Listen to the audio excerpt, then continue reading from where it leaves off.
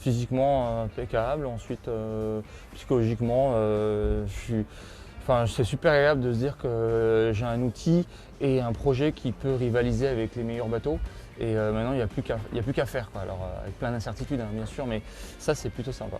Il faut une bonne condition physique générale parce que en fait, la course au large, il faut être un peu dur au mal, un peu robuste, un peu tout-terrain, quoi.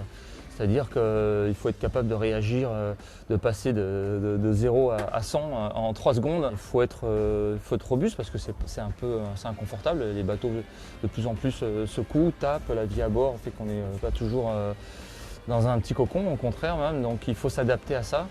C'est pour ça qu'il faut une bonne condition physique pour ne pas faire un faux mouvement, pas se faire mal, tomber, chuter.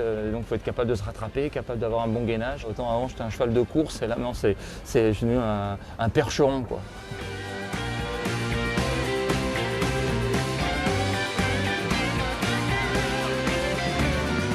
Moi j'essaie de faire pas mal d'haltérophilie, enfin pas mal, un peu en tout cas, beaucoup moins qu'avant, mais parce que là je trouve que les appuis au sol, le gainage et les appuis au sol sont super importants sur le bateau.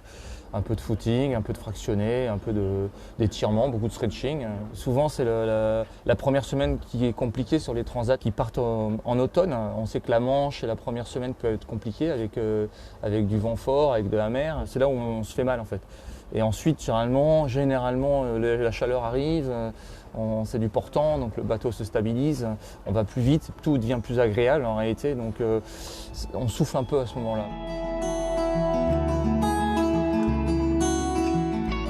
L'aspect psychologique est important, il faut aussi accepter de se dire je sais pourquoi je suis là, je vais aller dans le dur, parfois ça va être pas drôle. Et parfois je vais me dire mais qu'est-ce que je fous là, c'est sûr. Mais néanmoins la récompense elle est telle que ça vaut le coup, quoi. C'est une vraie aventure.